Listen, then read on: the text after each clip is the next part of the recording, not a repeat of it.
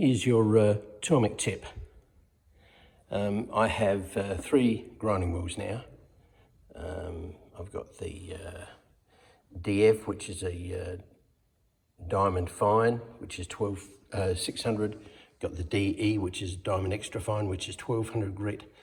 And this is the standard SG 250, which comes out of the box with the machine. When you buy the T8, if you buy the T4, you get the SG 200.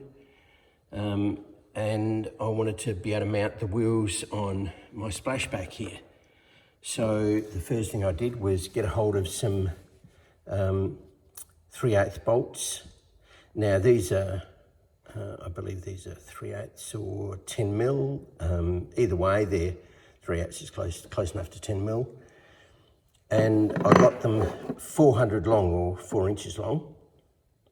100 long, which is 4 inches long. And the 100 mil long bolts have exactly the right length of flat area beyond the thread to fit the Tormek wheel. So that's the width of the Tormek wheel. So I got the bolts, and the bore of the Tormek wheel is 12 millimeters. So I took the head and ground the head down so that it just fitted inside the wheel, which is just under 12 mil. I used calipers and set the calipers to 12 mil and made sure that it had nice clearance inside the calipers, and so that set the actual head pin diameter here on the end here, the ridge diameter. And then once I'd ground it down on the grinder, I used a sanding disc on the sander and polished it up to get rid of the grinding marks. And that left a nice little pin on the end, pin head on the end of the end of the bolt there.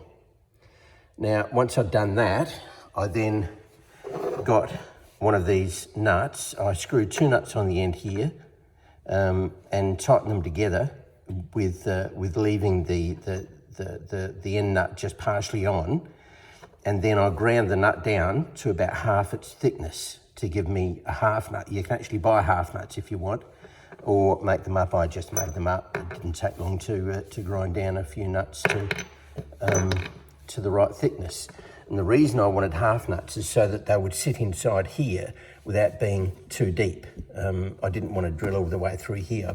I've got 17 mil here, 9 mil here, 9.5 mil here. So I didn't want the nut to go too deep, because I still wanted a lot of meat left in here. So that's nice and firm.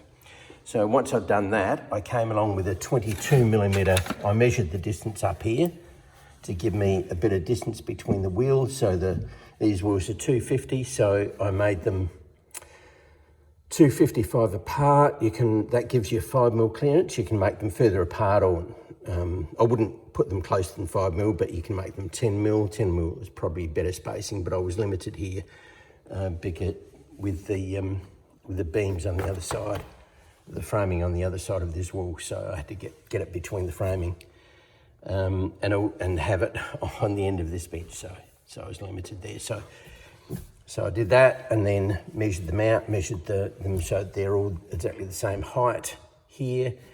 And then I recessed it with a 22 mil Forstner bit.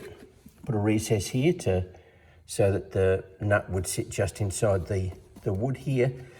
And then I put the pin in with the half nut on this side with a washer behind it. So washer, half nut, pin in there. And on the other side, I came through and put a nylock nut on. You can use Loctite, you can use nylock nuts, or any other self-locking nut. I mean, you can use standard nuts if you like, but I'm going to be putting gyprock on the other side of this wall, so I'm not going to be able to access the inside. So I wanted it permanent. I wanted it so that it wouldn't come loose or need any maintenance. So that's fixed now.